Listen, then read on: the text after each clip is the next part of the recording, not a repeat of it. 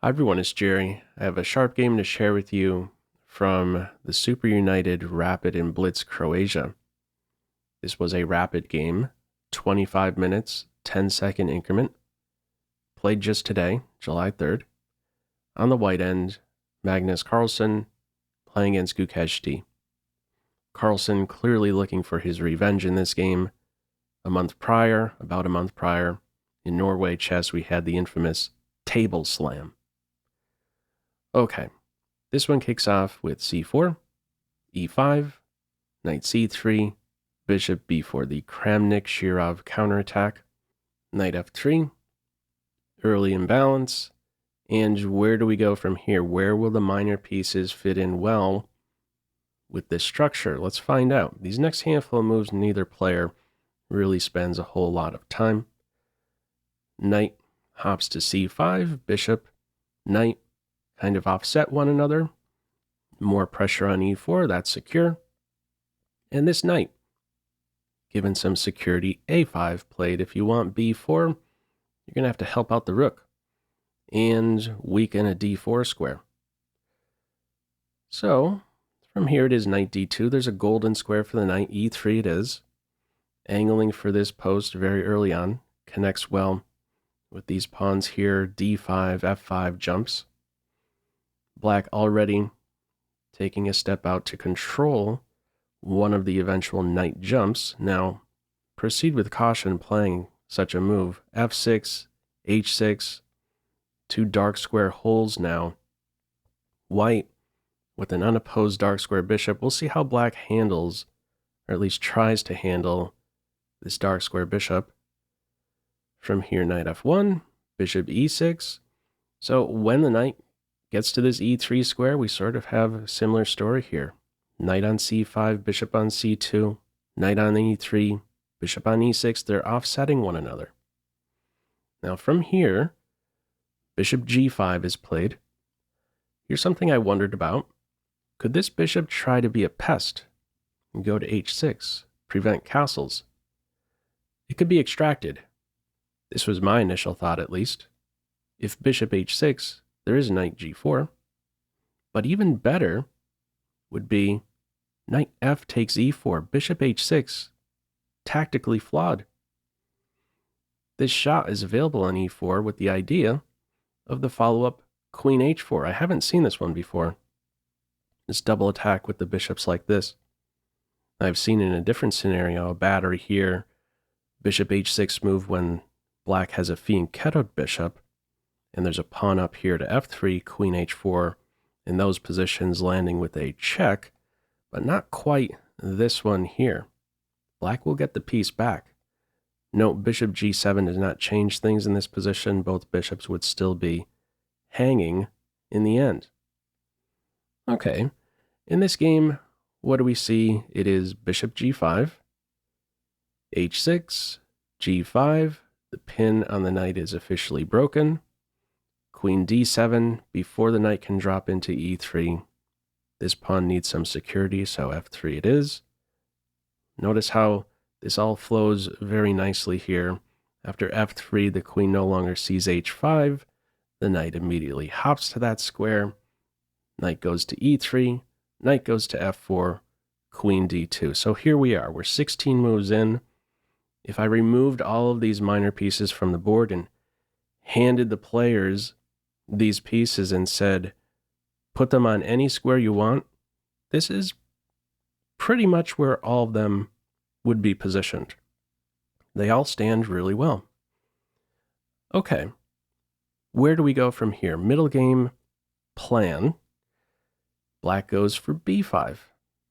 Okay, pressure on c4.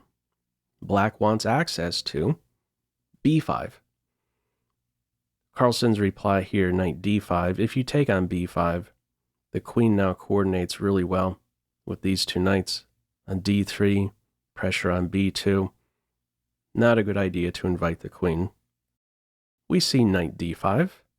Big fork now threatened on f6, a game ender. The response here, remove the knight. The human move. Knight in my house, let's get rid of it straight away. Computer move. At the very top, it says, put your king on d8. I don't know that you're going to find many humans playing in this way. This sidesteps the fork. All right, knight f6, it says work around that piece, no problem. Queen c6 is cool. No king d8 here. Knight is removed. Pawn straightened out. Not a single pawn capture. Locked position. But these locked positions can always open up. This is the benefit here, having the bishop pair. Where do we go from here? King e7 is the top move. The center is locked. This is going to be the safest spot for the king. You don't want to castle in either direction here.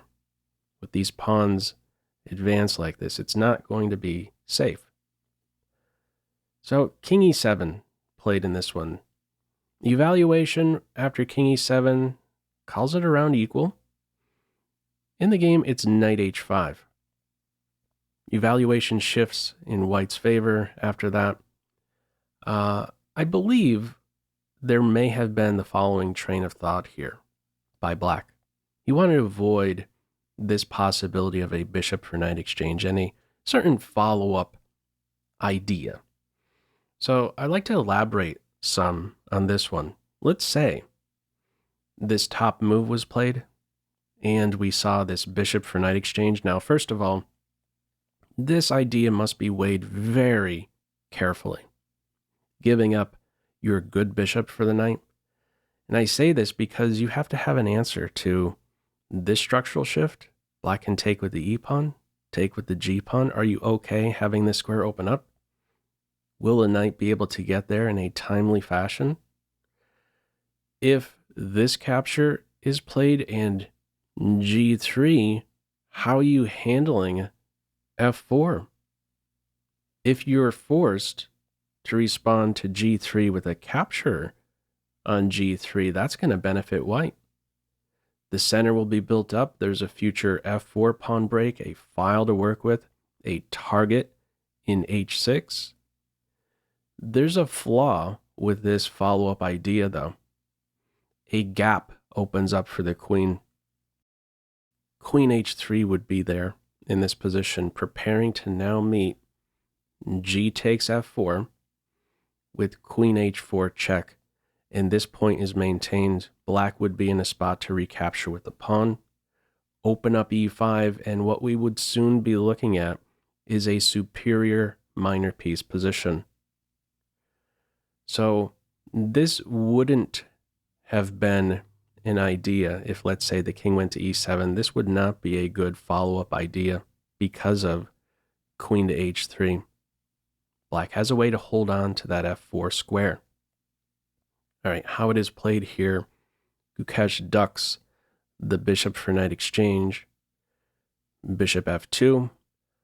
Castling by hand now. The king going to g7. From here, bishop e3. Queen e7. Rook g1. So hinting maybe next at g4. Recapture on f4. File opens up. Okay, knight f6 from here. And in this position, Carlsen plays b4. Now, computer does not like this. Computer here is looking at either castles or h4. h4 trying to break down these dark squares. Now, we're going to see an issue with b4. I want to highlight, though, that it could still be tricky to assess the position after h4 or castles. So if h4 was played here, first of all, the reaction to this is almost certainly going to be g4. And after g4, a capture on g4, a recapture on g4. Capturing on e4 in this position would be wonderful for white. With those last couple pawn moves, captures, what has happened, two files here have become half opened for white. A diagonal has opened up for this bishop on c2. This here, a decisive advantage for white. What black could play however, is this capture on g4, and now this bishop will be collected. So from here, you either allow knight captures bishop, or maybe the bishop takes this knight here. There is something to work with in the end. I'll highlight this continuation here. There is a square for white to work with on f5, but my eye in this position continually is drawn to this knight on c5. It is a very good piece. And there's this idea of b4 opening up a line towards the king. If you try to shut it down, there's a4 and a possible b3. The knight here is superior to the bishop within this structure. It calls it about +1, but yeah, this is still a game for sure. Now, how it is played in this one, we don't see h4, it is b4, trying to remove this knight. He has this idea, follow-up plan, targeting b5. Big downside with this plan. A takes b, c takes b, file opens up for the rook, knight a4, position has opened up some. In general, we might see this as good news for the bishops. But there's a big problem here for white. The king is still in the center. What we see now is c6. The center is collapsing for Carlsen with this pawn break. b5 held together for the moment, d5 being overtaken, d takes, c6 from here, d5 now played. There's a passed pawn, but it's no danger here to black. Follow up from here, e takes d5. If you don't take this pawn, it's going to be a big problem. So if, let's say, you swipe this b5 pawn, d4 is going to hurt you. It says best here, give up this bishop, play a3, allow this capture. The problem with saving the bishop, there's knight c3. Ouch. Bishop is hit. Queen would be cut off from defending b4. That's a big pawn to lose. Okay, you have to get rid of this pawn once it's on d5. E takes d5 it is, knight takes d5. Things have changed in a blink. Bishop pair versus knight pair, but again, the king is in the center. Pressure on b4, that's secure. Get the pieces activated, rook on this newly opened d-file. Rook c1 is played here. If bishop captures pawn in this position, there would be knight d to c3. Problem here, problem there, you're going to lose material. Okay, it's first rook c1 here, rook d6, and now we see bishop captures on b5. Okay, knight d to c3, is this not winning? Not in this position, not with the rook on d6 instead of d8. Carlsen's idea was to now follow up with this skewer. Bishop c5, let's see how this plays through. Knight captures bishop in the game. Rook takes queen, bishop takes queen. If knight takes bishop, queen captures knight. Okay, at the top, the move in the game, knight captures light square bishop. Bishop captures rook. How to recapture? How to tell which is correct? Check out the health of the kings. Do we want a queen exchange or not? Playing as black here, we do not. The queens stay on board. Black has the safer king. And these knights, they're ready to pounce. Now, the evaluation here is about equal, but practically speaking, much easier to play here as black. Now, there are 3 connected passed pawns, but very difficult to get them rolling. I mean, there's this nice control over the promotion square c8 in the game king f2, knight b6. Look at these knights. This pawn is not pushing through. Plenty of control over c6. Also, there's this clamp down on a4 in this position. a3 is a target. a possible pawn break in the air with e4. Okay, from here we have queen d3 trying to hold up a knight post on c4, provide some security for the pawn on a3. Follow up from here, queen e6. Really wants a knight jump into c4, the knights and queen coordinating on that square. If black tries e4 in this position, there's queen d4 with check. This knight here on b6 vulnerable. So it's queen e6. And now there's the idea of knight d to c4, cutting off the rook's defense of c6. Follow up, queen takes c6. Carlsen's play from here, rook c5, stays glued to that pawn, pressure on e5. Computer wants rook g to e1. Okay, how it is played here, rook c5. Now we get to see this e4 break. Notice how things are a bit different with the rook on c5 instead of c1. The knight no longer as vulnerable. This queen d4 check no longer hits the knight.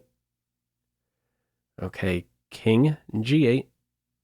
Follow up, rook to d1. Very tricky to play this position. Computer saying this is better. Carlsen's targeting this knight, but here's the thing. Black doesn't have to react to this threat. We see here, e takes f3. Beautiful follow-up here by Gukesh. Carlsen's response, rook to e5. It says best at this point, rook c2. There is this threat to go into e2, so queen captures knight, it'll be a mate in 2. Queen e2, queen g2, game over. Carlsen sniffs out the queen e2 move with rook e5. There's only one winning move here for black. I wonder if you can spot it. Feel free to pause the video. Okay, it's not queen a2. Queen a2 you can block with the rook. Queen h3 in the game. Big trouble now. Queen g2 in the air, maybe queen captures h2. Carlsen's play here, king captures pawn. If the knight is captured, let's just play this one out a little bit, see how this would look. There would be queen g2, two options. If you go here, there's f2 check, follow up promotion with discovered check, 2 queens on board. And if you have to go out in this direction, this is not going to end well. There are many ways to continue from this point here, but this looks squeaky clean. You exchange queens, follow up with a knight fork, and just win. So the queen move here to h3, deadly. There's no defense here. It's king captures pawn. Anything else to note? If the queen captures this knight, you don't even have to run straight in for queen g2. There's knight c4 there with the fork, keeping this option in reserve. So however you look at it, both knights are going to be poisoned. It's king captures f3 in the game. Knight b to c4, more than one winning approach here, collecting the pawn. Also an option. All right, the knight's now wonderful here. The try, rook a5. Knight captures, rook is played here. Okay. If rook e8 is played, I believe Carlsen might have just resigned. If rook e8, it's almost like black is up 2 knights here. This rook is just out of play. Look at these knights. They're beautiful. Supporting one another, taking away multiple squares from the white rooks. d2, e5, f5. Right around the corner, if this move was played, there's queen h5, check, follow up rook e2. Black is attacking with every piece. The white king without a home. Okay, how it is played here, Gukesh banks the material. This is his approach. Lands a check, another check. You block this one. c6 falls with check. King g1. Knight has a little fun here. Hitting the queen, hitting the rook. mate threat on g2, rook d2, check on c1, another check on g4, knight e5, and we're collecting that c6 pawn. Once this pawn goes, there's nothing to even try. So the most dangerous pawn, 2 steps away from promotion. Once it falls, we're really close to having resignation. From here, queen e7, knight captures on c6. You could also take with the queen and meet. Queen captures knight with rook e8. But the approach here is simple enough. Knight takes c6, queen e4, and after rook captures a5, Carlsen resigns. Carlsen does not get his revenge here. Gukesh winning here with the black pieces. This was a very nice game. Now, note in this final position, if it carried out with, let's say, rook c2, this fork is no big deal. Black would be able to land a fork right back, preparing to meet queen captures knight with queen captures rook. Okay, a good moment to resign right here. What did you think of this one? Feel free, as usual, to leave any feedback to this video in the comment section below. I hope you enjoyed it and maybe took a thing or two away. That's all for now. Take care.